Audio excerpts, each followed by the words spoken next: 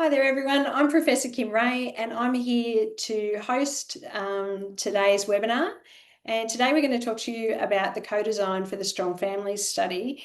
And I get the absolute pleasure of sitting back and letting everybody else do the hard work today. But I would like to introduce our panel members who are going to be talking and presenting for you.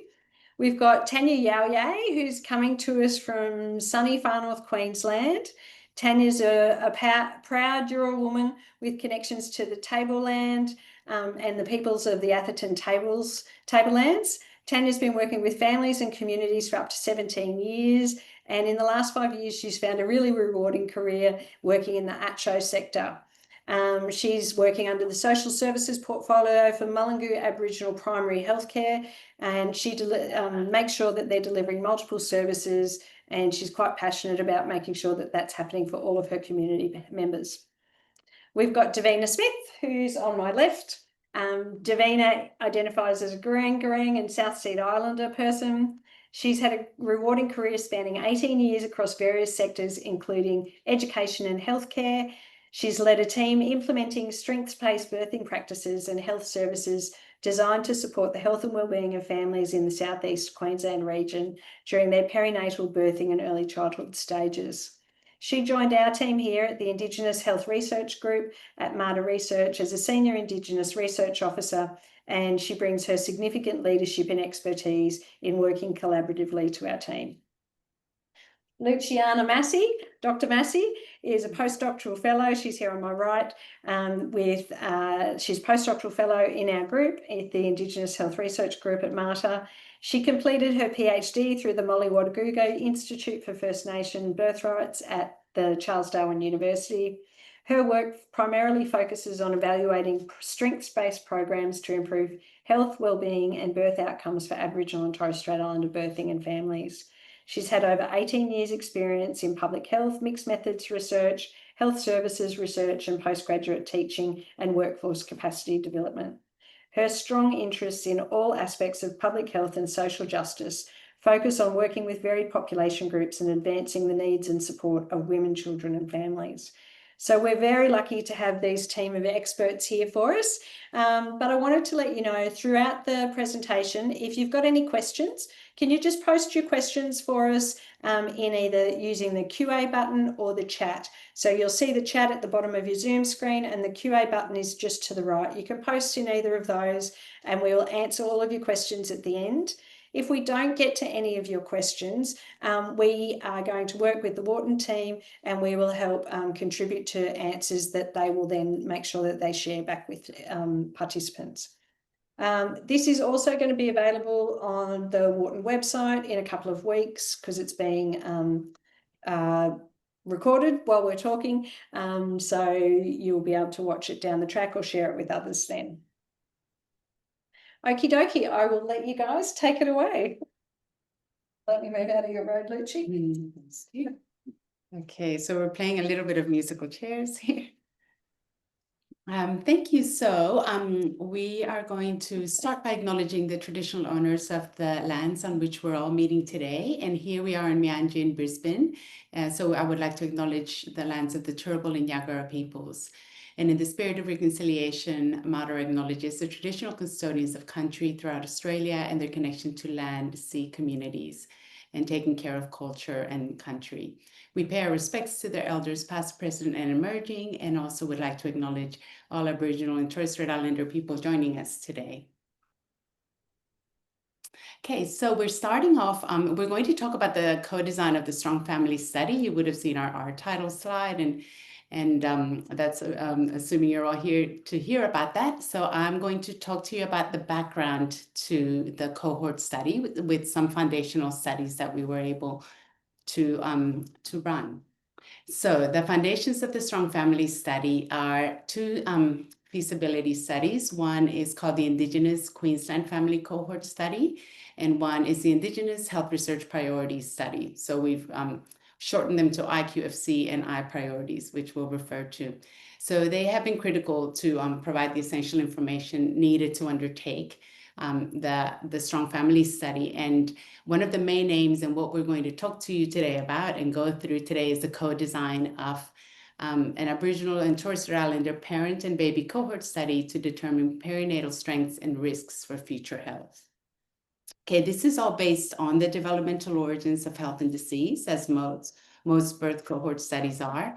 And importantly, acknowledging that First Peoples across the globe have long known that the actions of their ancestors can have far-reaching ramifications for future generations. So we know that deep knowledge to survive adversity and strong cultural practices sustain the health of families, communities, and their lands. We also know that Indigenous families have strong, cohesive, and nurturing cultural practices that contribute to effective family functioning. One of the things we also need to acknowledge, though, is that poor health and well-being outcomes due to colonization and history exists across the lifespan for Indigenous Australians, and health programs, services, and research that support Indigenous women, babies, and their families are a critical investment to improve birthing and health outcomes and impact life trajectories. Okay, so now having a close look at our IQFC feasibility study.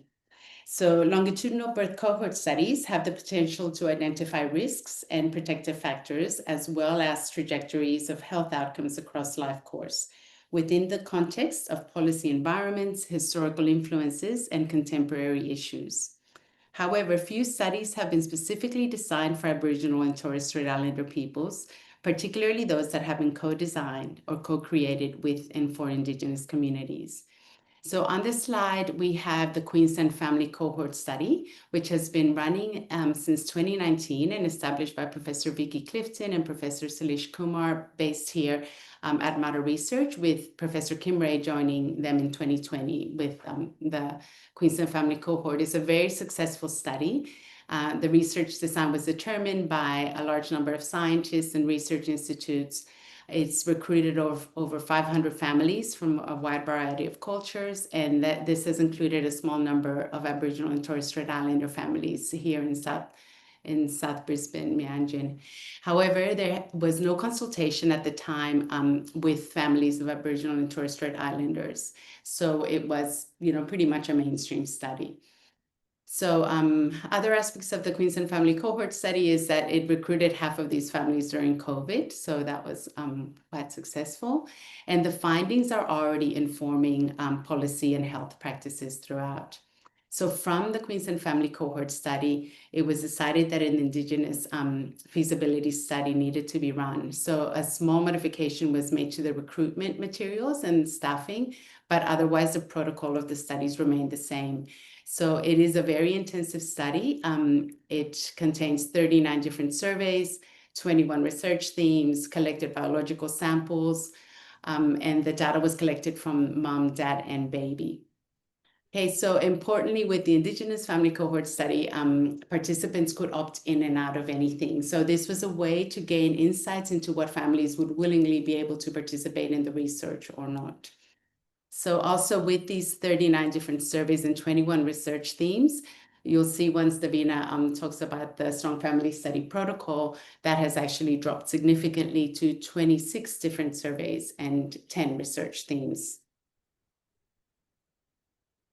Okay, so our second study is the Indigenous Health Research Priority Study, which I've been a part of since it started and we've started traveling. Kim started it in 2020 during COVID, but I joined her in 2022 and have had the privilege of traveling around Queensland, talking and working with health services. So this is a community needs analysis study, pretty much. So the aims of it are to undertake the rich engagement and consultation with partnering organizations, particularly Aboriginal and Torres Strait Islander community-controlled health services. And the aim of the study is to identify health and medical research priorities for young Aboriginal and Torres Strait Islander families during the perinatal period. So this was done to ensure that any research undertaken was represented Queensland, Aboriginal and Torres Strait Islander communities. The importance of amplifying community voices was at the height of the study as one of our primary aims, and the importance also of highlighting the first 1,000 to 2,000 days to health and well-being outcomes to impact the life course.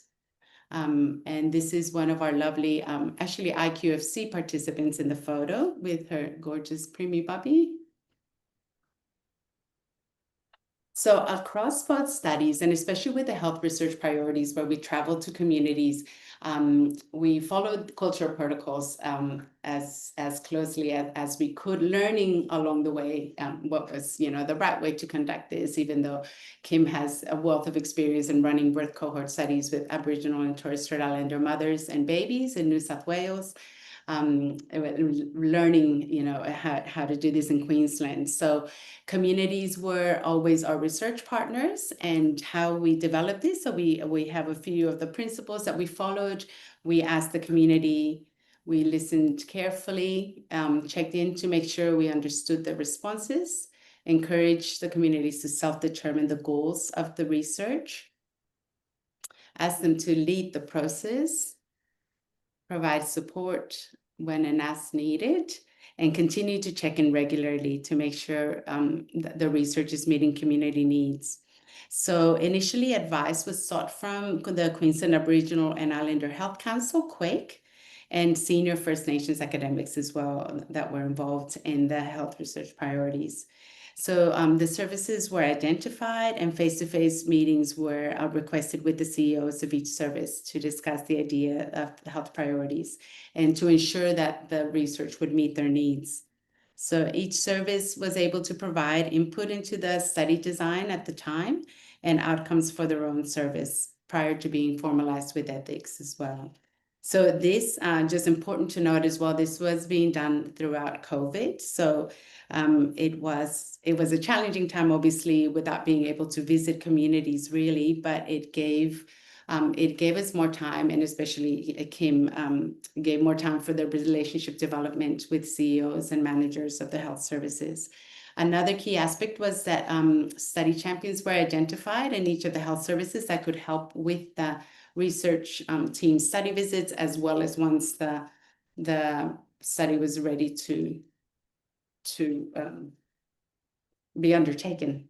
Okay, so a few slides on cultural protocols. Other things that we made sure that we had front and center was to ensure that the study was led by community voices. We had strengths-based lenses throughout, and also concentrated on value-based rather than outcome-based approaches.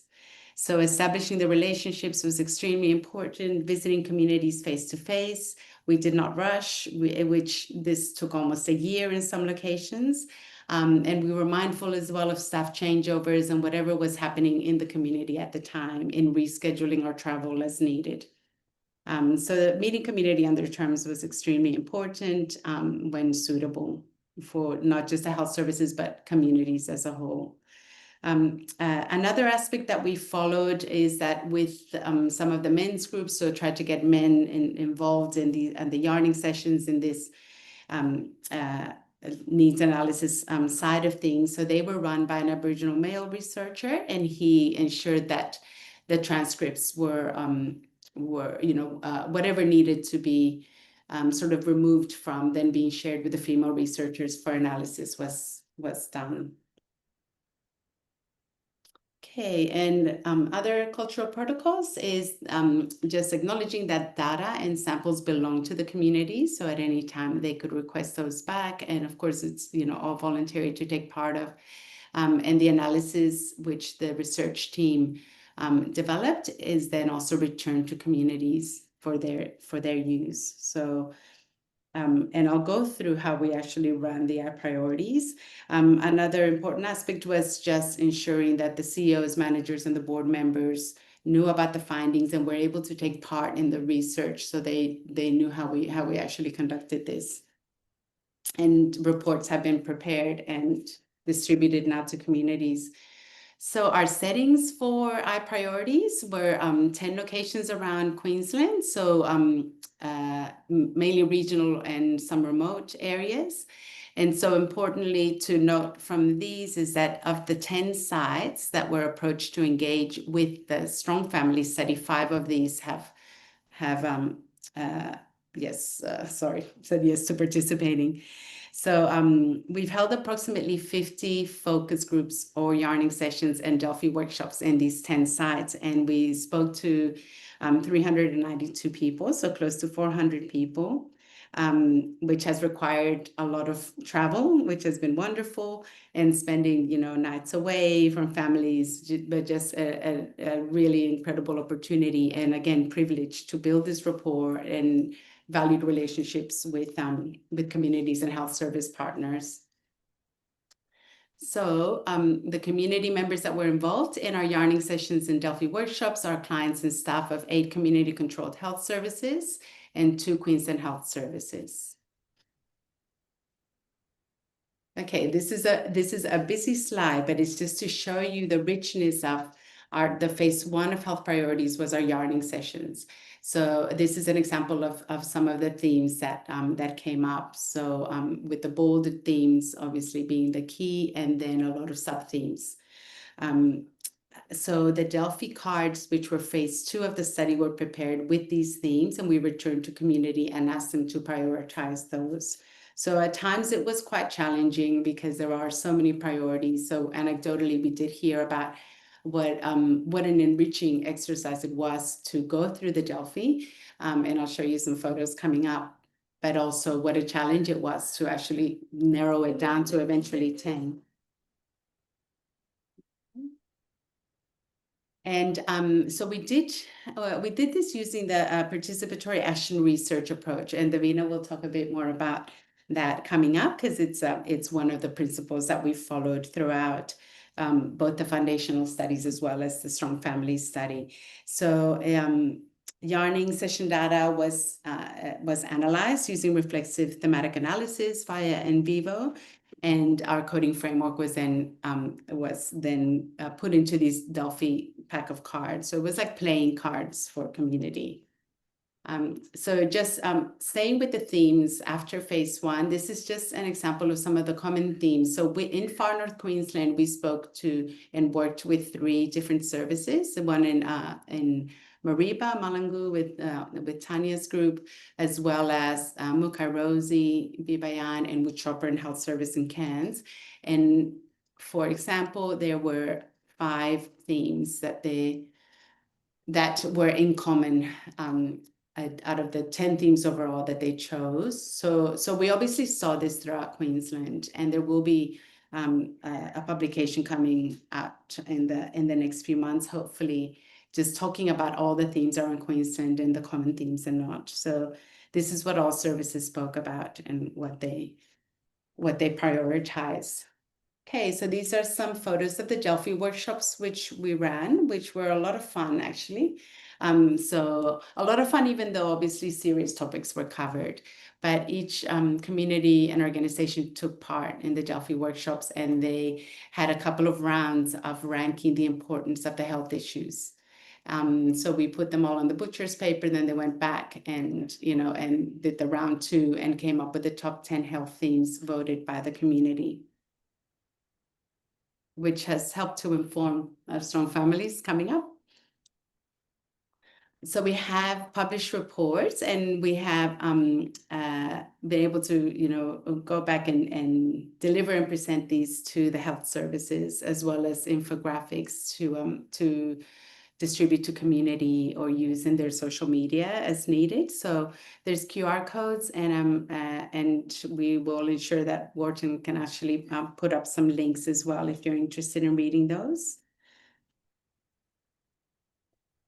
So some of the feedback on the yarning session. So we also wanted to ensure that our processes, our research processes, were culturally safe and responsive to people's needs. So we ran just a quick feedback survey at the end of each of the yarning sessions and Delphis. And luckily, we did hear very, very positive feedback and community members acknowledging that they appreciated sharing stories and being heard, and being hopeful to know that people are listening to this. So there's just some quotes around that. And also, just another one of the stats, we did collect some demographic information with a brief survey at the beginning of each of our sessions, and 79% of our participants identified as being Aboriginal and Torres Strait Islander. And that brings me to the end of our foundational studies, and handing over to Davina and Tanya that will take you through Strong Families. Thanks so much, Lucci.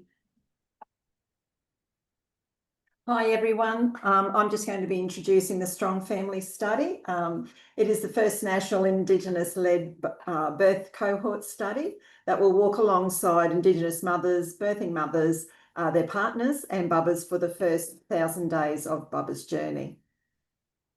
The study aims to recruit 400 families across 4 regions in Queensland. Recruitment will commence in Meerjen, Brisbane, then we'll go to Cairns, Mareeba, Townsville and Rockhampton regions. The 2 foundational studies were used to inform development of the Strong Family Study. One was the Indigenous Queensland Family Cohort and the other the I-Priorities study.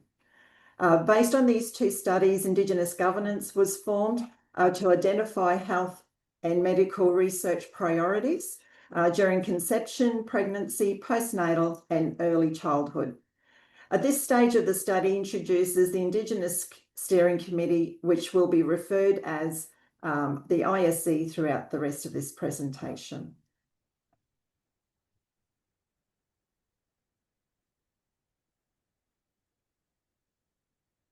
The steering committee is Indigenous-led, as we mentioned before, and consists of 30 members, 28 of whom identify as Aboriginal and Torres Strait Islander.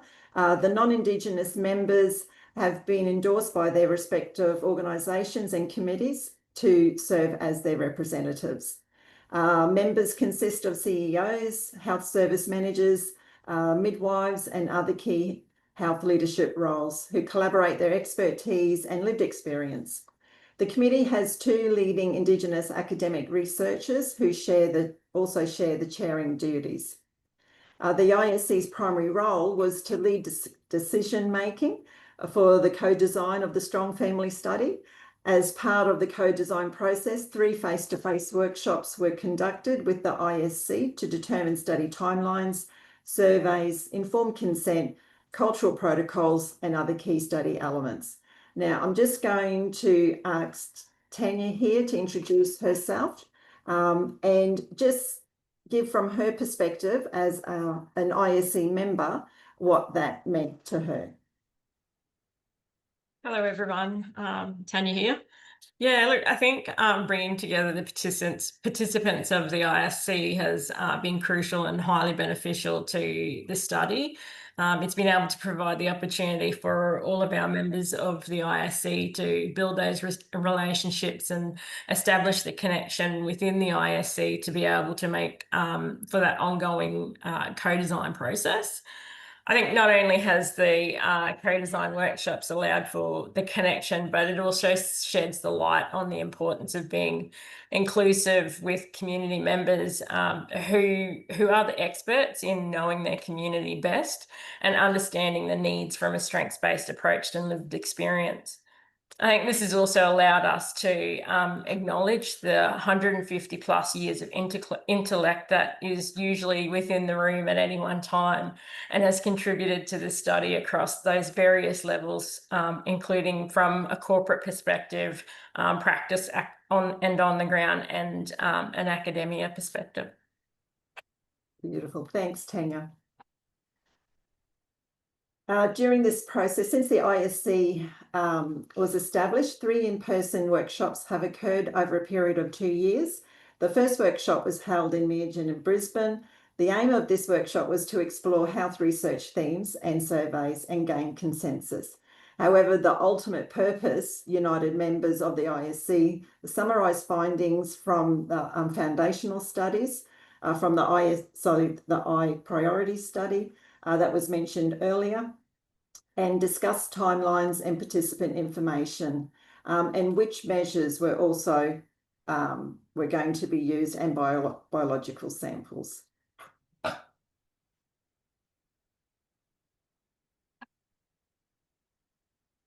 This activity that you can see on the screen involved validating 15 themes down to only 10 themes. The task was robust and time extensive, but essential for consensus. So here the ISC are looking over research themes. Some of the surveys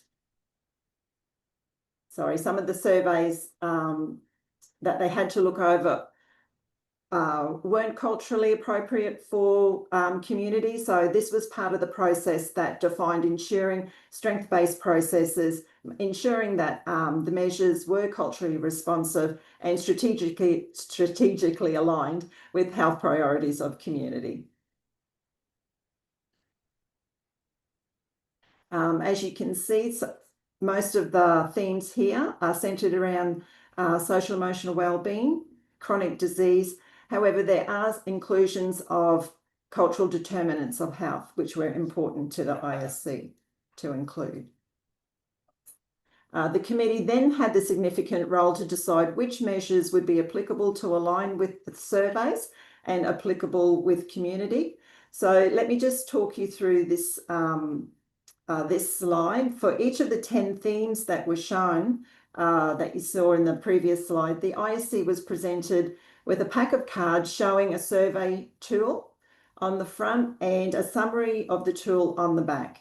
Information included the concept of the tool, length, and validity.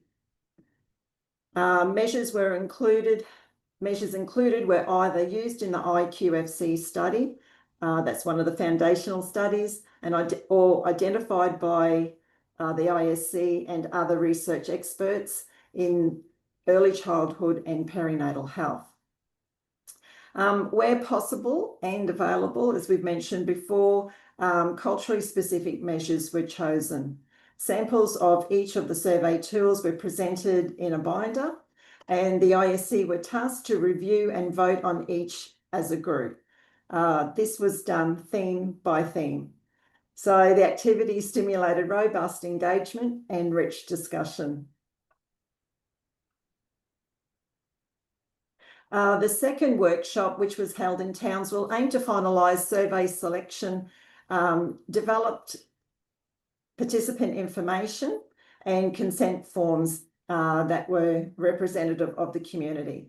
It also talked around considerations of data sovereignty and determined the timelines for data collection. Biological samples for parents and babies across the life of the Strong Family Study were also included. Whereas workshop 3 was held in Cairns, it captured aspects of the co-design that included developing a consent video, updating data sovereignty, principles and governance, discussions around implementation, analysis, incentives, sub-study applications, and what this means for data sovereignty, staff training and recruitment, and visual identity. So there's been a lot to consider. Tanya, can you just provide some of your reflections on the workshops? Yeah, I think just the workshops have been really beneficial throughout the whole process. I've been a part of all 3 workshops, so I think just as a participant, but also taking on the recent role as that deputy chair, my experience has been positive. And although at times we have varied views and differing opinions, there's always that strong presence of respect for one another. And we always have that key focus of children and families being at the forefront of all of our decisions when during those workshops. Thanks, Tan. All right, so this brings us to the study design. The study design incorporated a range of timelines and themes and Indigenous methodologies. The timeline shown here illustrates the number of participant visits and the themes that will be captured in the Strong Family Study, and that health education will be across all aspects of the study timeline. Parents will be able to self-reflect to undertake a social emotional wellbeing intervention, or they will be offered referrals if requiring further support. Study visits can also be accessed via telehealth model.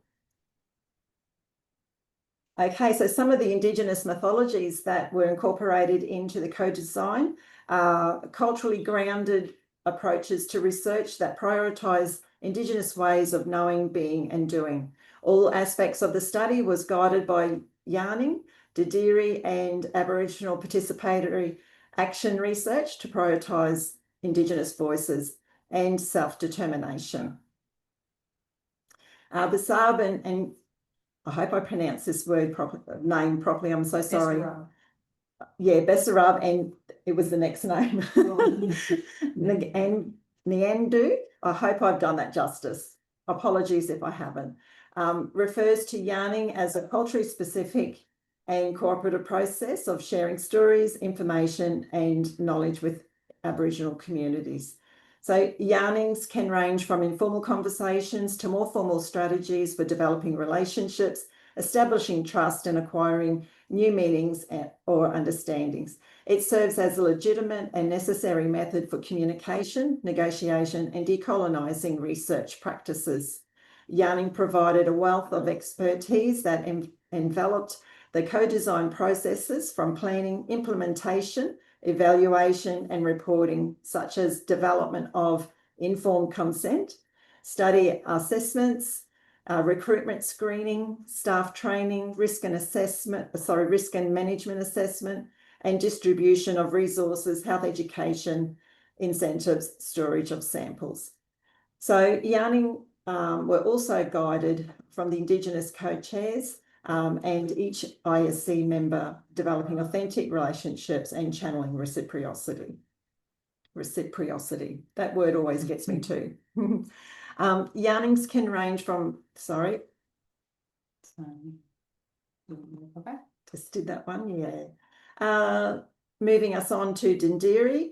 Dindiri brings the knowledge of consideration, a deep listening and hearing with more than just the ears. Dindiri is a reflective, non-judgmental consideration of what is being seen and heard, and having learnt from the listening, a purposeful plan to act with actions informed by learning, wisdom, and the informed responsibility that comes with knowledge. The research team reflected upon Dindiri principles by intentionally limiting their involvement in the co-design process, focusing on presenting the foundational study findings and supporting workshop activities. This also ensured that ISC members led discussions. Aboriginal participatory action research is a transformative, strengths-based research method grounded in Aboriginal and Torres Strait Islander knowledge systems, cultural practices and worldviews. And this was achieved in the study by embedding principles of research ownership, reciprocity, ensuring the co-design reflected culturally responsive approaches. The co-design privileged Indigenous leadership by addressing potential power imbalances through ongoing co-design processes. A key strength to the co-design was the Indigenous leadership that brought essential cultural oversight, guiding decision-making at every stage of the Strong Family Study. Tanya, I'm going to hand over to you again. Would you like to add your perspective? Yeah, so I think just sort of reiterating earlier what I was saying about everybody having their views and that presence. I think the good thing about that was that everyone contributed, and it was about embedding all of these aspects of health and education. And I guess the members of the ISC really enjoyed that coming together and using those different models to be able to look at how this model in practice will look. Thanks, Tang. Here's also some feedback from other ISC members. The Indigenous Steering Committee members described the research process as transformative during face-to-face co-design workshops. They prioritised self-determination and foster ongoing meaningful dialogue between researchers and community members. reinforcing the study's ethical foundations and culturally responsive approach.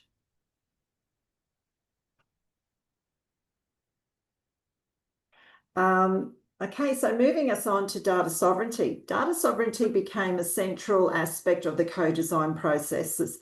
Discussions transitioned across the timeline of the 3 workshops and backwards and forwards that engaged some of the research team with further training and provided extensive learnings. Key outcomes of data sovereignty that was addressed included data storage, management of samples, custodianship of data, whether samples would be part of a biobank, conditions of introducing a sub-study. So quite a few things that needed to be agreed upon.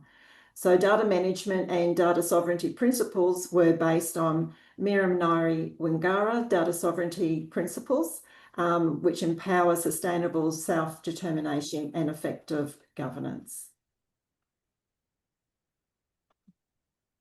Okay, so we're coming closer to the end now. There's a lot to discuss, but privileging Indigenous leadership was a huge part of the co-design. The ISC's leadership highlighted the critical role of Indigenous voices in shaping effective approaches that can support long-term health outcomes for Indigenous families. As such, the Strong Families co-design process offers a model for Indigenous-led co-design research, demonstrating the vital role of Indigenous leadership and knowledge in producing relevant community-driven health research outcomes. So part of the co-design process was to create a visual identity that represents community of the regions. So having an identity that showcased growing strong Indigenous families was a high importance of the ISC.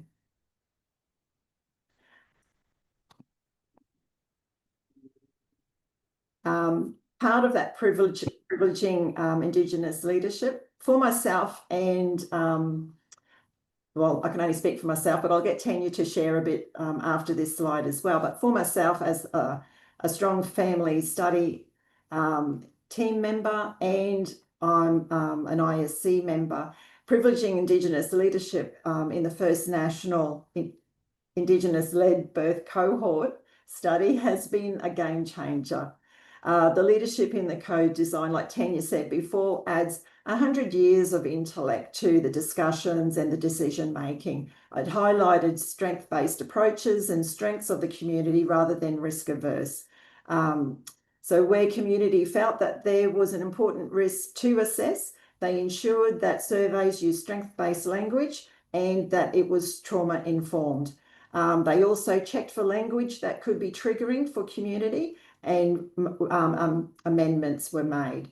So their guidance ensures all aspects of the co-design have cultural considerations, cultural lens and oversight to ensure that culturally responsive approaches are chosen.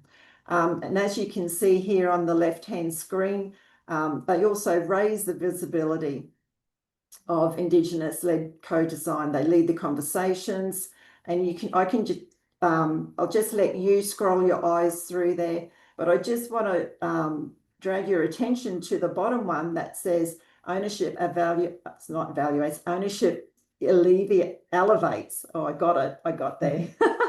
Elevates investment. So what I mean by this statement is that there was greater buy-in from the ISC members to co-design a study that is by community for community, and strengthening that strength-based process approaches were paramount. So, and as you just run your eye over the learnings side of that, Tanya, would you like to add anything else in here about privileging leadership, Indigenous leadership? Gee, my tongue's getting tied at the end of it. A little bit of a tongue twister there.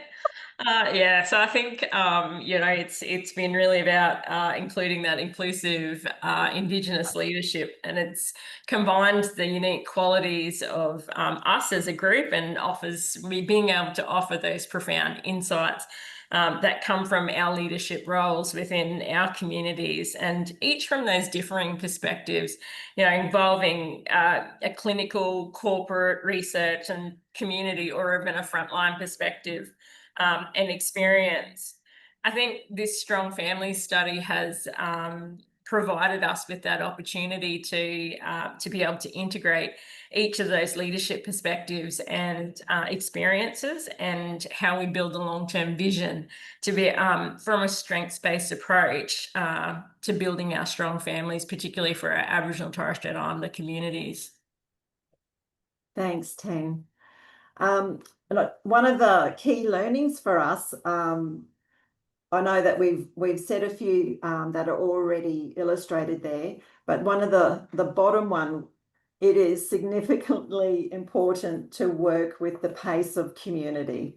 That was one of the biggest learnings with the team, that working at the pace of community becomes so efficient and more effective.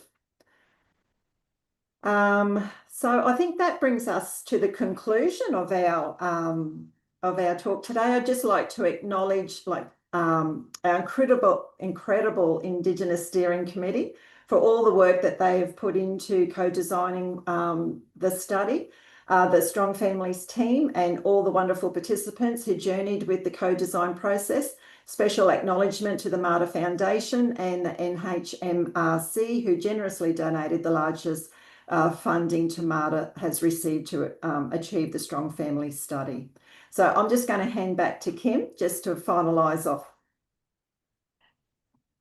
Don't run too far away, Davina. So I'm going to stop sharing the screen now so that I can see the chat. And we've also got some panel questions. So I'm going to ask you guys some questions. Let me just... That sounds good. So don't forget to put any questions you've got into the chat over the next couple of minutes, or if you've got any there, I'll check for them in a little second. There is going to be an evaluation survey that will pop up at the end. So we really request, and really appreciate if you could do that. And don't forget that the webinar will be available on YouTube in the next couple of weeks for any of your staff or friends and colleagues that you think should watch this fantastic presentation by the team. So first up question, I'm going to move back so you guys can come in. So Lucci, the first question comes to you. What worked well in the co-design process undertaken by the Strong Families? What worked well? Davina summarized it beautifully, but I think what worked well was that it felt like a two-way learning space, and two-way knowledge transfer. I feel like with the first workshop, it was a lot of information given to the ISC, with the foundational studies and what the whole birth cohort study was about for people that may not have had as much experience with longitudinal birth cohorts. But after that, I think it really became a two-way learning, and the research team just took so much on board from listening to the wealth of knowledge in the room, and so that worked really well. And I think that the face-to-face definitely is the way to go with that. Yeah, if only we could do it more easily, because we are all over the state, so it becomes challenging for everybody to get away from services. So if anybody was to do a similar project in the future, what were the things that you felt were really important to consider? Now, I think Tanya was going to answer this one. Does that sound right, Tanya? Yeah, I think so. I think I can't really think of anything that well, there's lots of things that were important to consider, and I think particularly around those shared experiences. It was and bringing people together, like those were the important parts to consider. And I think the other thing that as part of this co-design process, although all the sites were varied across Queensland, all of the themes that came out were consistent. So showing those consistent themes and priorities, and the service representatives that are a part of the ISC committee they're all the grassroots focused. So keeping that in mind, and what we've seen is we're working from the ground up rather than from a top level down. So it's coming in from that like I said, grassroots perspective. So I think that so far, there's been some really great things that we've been able to do. But yeah, those are really the main factors to consider, I guess, and establishing connection though with the team, that the ISC members. I think that was really important, is because, as I said, I think earlier throughout the presentation, is that although there might have been those varied views and opinions at times, everybody still has the respect for one another, and respecting each other's views and the way they see things need to be done in each of their communities. So yeah. Thanks, Tanya.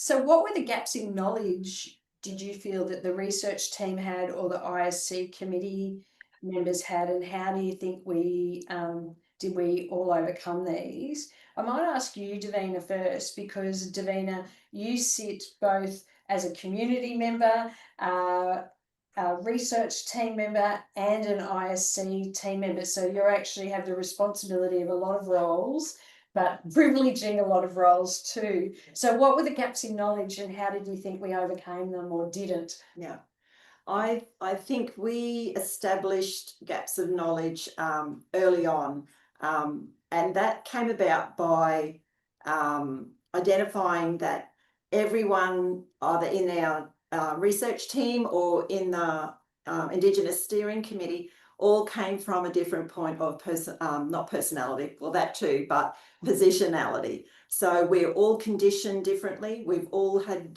varying levels of education, and I don't just mean education, but that also includes cultural education, cultural understandings, and the gaps of knowledge in the Indigenous ways of doing, being, and knowing. So I think that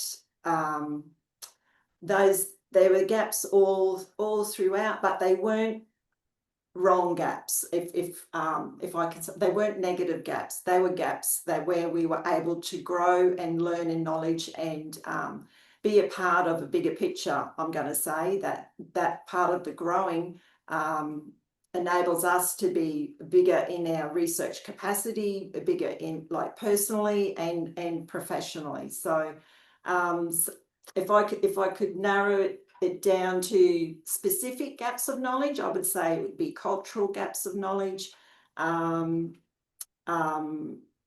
possibly some cultural measures. We had gaps of knowledge there that we needed to extend our learning with. Yeah, I think at the moment that's what comes to mind. Yep. Can you think of anything else, Lucci, from your perspective? I was going to actually ask him. As the CI. Yeah. I think from my perspective, the biggest gap that I think we identified across all of us, research team and the Indigenous Steering Committee, was that our knowledge of how to implement and enact Indigenous data sovereignty and Indigenous data governance needed a lot of work. And particularly because a study like this, under our ethics, we need to maintain our data for over 33 years, and none of the ISC members or our team will still be working in that time. So actually making sure that we've got strong governance that's Indigenous led in the future, as well as making sure that the data sovereignty principles are enacted through every aspect of the study, was something that our research team had to definitely get lots of training on, but it was something that got discussed extensively at every single one of our face-to-face workshops. I think that one, and every time we raise something, a new something, yes. and they always come back with, and how does that impact on Indigenous data sovereignty? Yeah. How about you, Tanya? What did you think? Yeah, I think I have to agree with you there, Kim, just around the data sovereignty. Look, at the end of the day, Aboriginal and Torres Strait Islander people do have that right to own and control their own data. So I think that really, I guess as we go through it, like that's the really important part to consider, is that that Indigenous data sovereignty. And I think about the saying, there's nothing about us without us. So it's yeah. Wonderful. Yeah. Mhm. So, Tan, I'm going to ask you first as well. As Deputy Chair, how do you feel your own skills and the skills of the ISC have developed while undertaking this project? I think for me personally, it's I've developed patience. We have talked about this a few times, just around this study commenced back in 2020 during COVID. I was at some of the first meetings with Kim in the early stages, so I think 5 years on down the track now, this is where we're at. We're almost ready to get going. So it's taught me patience. I've also grown quite confident in the space as well, which I've really enjoyed, and it's been a privilege and an honour to be a part of the study. And not only that, I think, as a steering committee member, I've been able to, or I can see that we as the committee have grown together as a family, which I think has been really helpful to the meaningful conversations and those discussions that contribute to the effective decision making. Yeah, I agree. I know when we get together for our face-to-face, it's come in for a hug. We can't wait to see everybody, and always like that. So how about you, Dee? What are your thoughts on how do you think your own skills have developed over this? Oh, hugely. I can't even think at the moment because there's so many. Yeah. I'm going to defer to you. I'm going to reflect this to you, Lucy, until I get my words together. But I think, well, just, working with like a group of leaders as we have the opportunity to, with, Indigenous leaders from their own communities, and learning so much about specific communities, but also the common, the commonalities and the priorities of themes. And that has been amazing learning, being part of a study like this, as much our priorities, as much as now Strong Families that's about to be launched and recruitment started. And personally, I have, definitely continued to develop my skills in the mixed methods and implementation evaluation area more, in that more leadership role in that space has been, huge. And same. What she said. What she said. I was going to say, personally and professionally, I think I touched on this earlier. But yeah, interpersonal skills have grown. Advocacy skills have grown. Speaking in spaces that, speaking up the unpopular, I guess, not so much unpopular, but might not be the general consensus, but I guess that again is advocacy. But yeah, I think just growing and learning, and the development and the implementation of the study, there's been learnings there.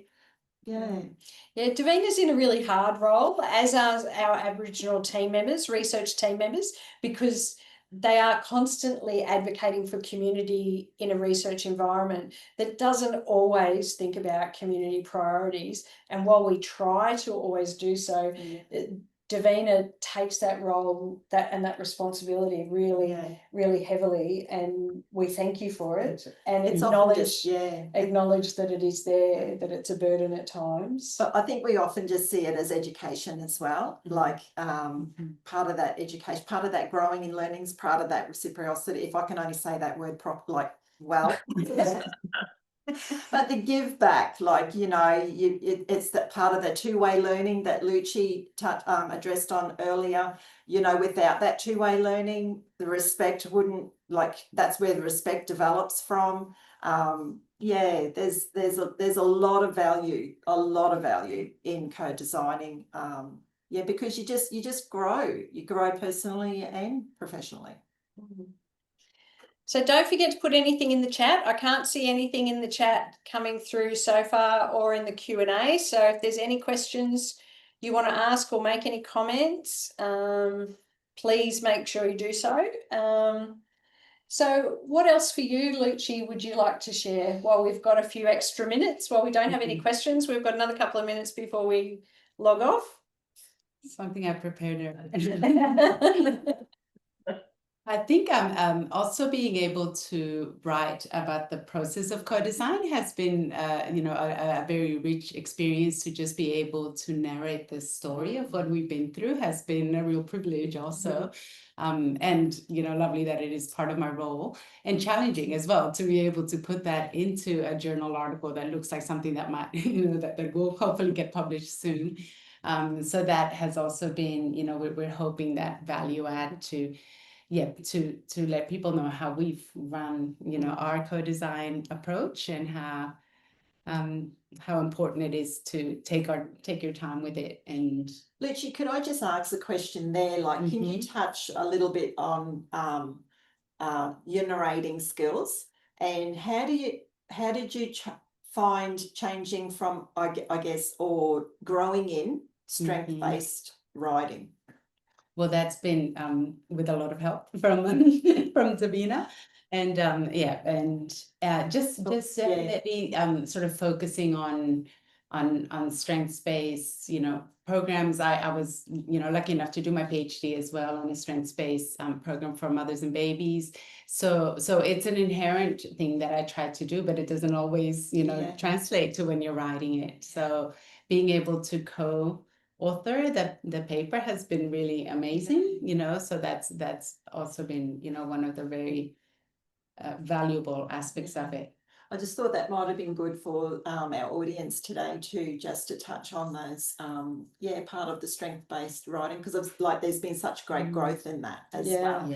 So I'm going to challenge it. I'm going to challenge everybody out there to start trying to write their health papers from a strengths-based perspective, because at the moment we're all very trained to write about health as a risk and what are the risks to health, rather than writing about what are the strengths to health and what are the strengths of community. So we're almost out of time. I'd love to thank everybody here for listening, and particularly like Tanya for giving up some of your time in the Mullingu space today to come and join us. We really appreciate everything that you do for us, and really want to thank all of our other partners. So that is, I'll just name all of the services: Woodchopperan, Mullingu, Mulkai Rosie has been involved in our foundational studies. We've got Palm Island Community Corporation, Townsville Hospital and Health Service, the Kabul Medical Services, Bidgety, Yunthala, and Central Queensland Hospital and Health Services. Obviously, the Mater Hospital